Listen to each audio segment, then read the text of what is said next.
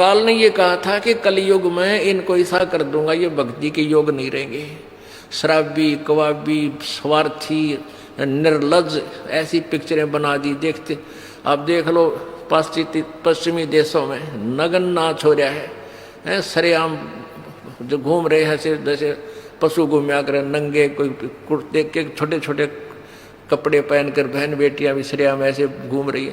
तो ऐसी निर्लज्जता कर दे। अब ये हमारे समाज में भी घर करने लगी। पहले ओठों पर लिपस्टिक, ये नाखून पॉलिश और उस तरह के लटक मटक, ये पाउडर चटक मटक, ये कोई बहन बेटी हमने करती नहीं देखी। ऐसी वो वैसाएं किया करती थी, उनको घटिया औरतें माना करते थे। और आज देख लो, जब कोई भी पीछे नहीं रही बहन बेटियां, इसी बूंदी पॉलिश लाऊंगी, पूरे नौ न लाल कर लेंगी, मुंह ऐसा बूंदा लाल, देखते बूंदा शक्ल भी ना अच्छी लगे।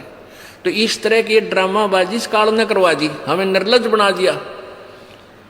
और सरेआम डांस करती हैं ब्याह शादी में, बेटियां नाचे, उड़े बाप नाचे, उड़े बेटी नाचे, उड़े माँ नाचे। अरे थारा गजब, इधर वैसा ही नाचा करती थी कि तो बंद कोठों में, आज सरेआम नचा दिए काल ने हमारे को। हम निर्लज हो गए। अब इस समाज को देखो, कल बताया था आपको कि इस शिक्षा का अवगुण गणा है, लाभ एक है। और ये लाभ सब अवगुणों को सेट कर देगा। कि अवगुण ये है कि निर्लज्जता, चातुरता, हम एक दूसरे के जो है ना प्रिय नहीं रहे, अपनी चतुरता के कारण काग बन गए।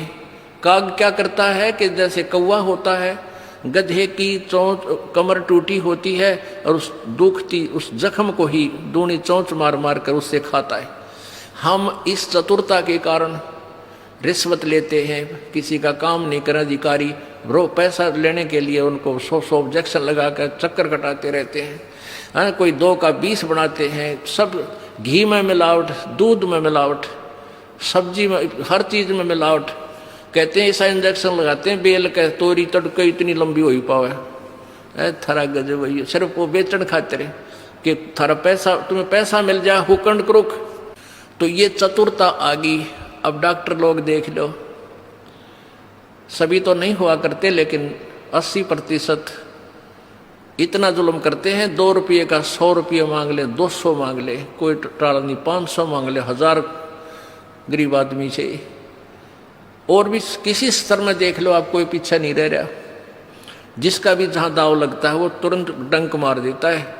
जिसके पास कोई मिलावट मिलावट करने सथाना नहीं है, वो तो करेगा कहाँ से। तो अब इसमें अवगुण तो इतने हो गए, माया माया दिखाई देती, ना भाई दिखता, ना बाण दिखती, ना भगवान दिखाई देता।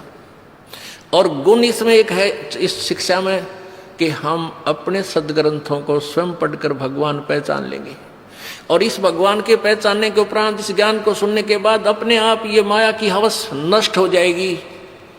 क्योंकि हमें पता चल जाएगा कि हमारे 2 नंबर के काम करने से धन नहीं जुड़ सकता, पैसा नहीं रह सकता, क्योंकि हमारे भाग्य में नहीं है। और भाग्य से ज्यादा ले लिया तो ना जाने किस प्रकार जाएगा। एक भक्त ने बताया कि मेरा इकलौता पुत्र बीमार हो गया और मैं उसके ट्रीटमेंट के लिए, पहले तो किसी ने बताया इस पर छाया है, इस पर प्रेत है, जंतर मंत्र करने वालों के पास लौटा 20-30 हज़ार रुपये वहाँ लगाए।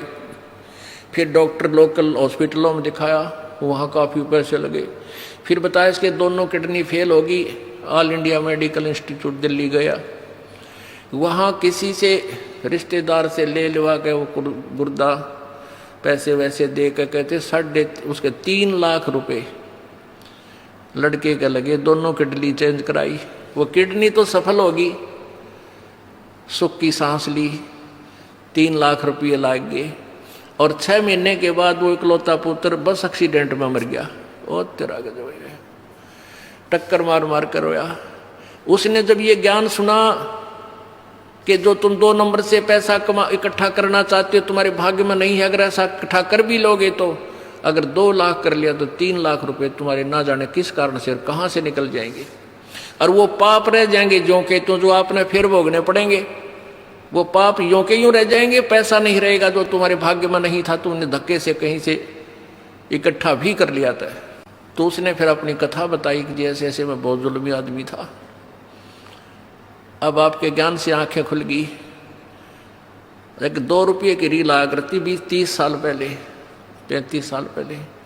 ये कैसेट होती है टेप की, ये टेप चले थे उस टाइम, और उस पर दूसरी कंपनी जो अच्छी बिकती थी उसकी मोहर लगा देते थे और 2 रुपये के रिफल थोक के वाला आता था तोल के बाद से, और 35 रुपये की बेचा करता हुआ कैसेट। किसी और कोई खराब हो जाती धमका देता था, भाग जा, ओरिजिनल दे रखी थी बनता है।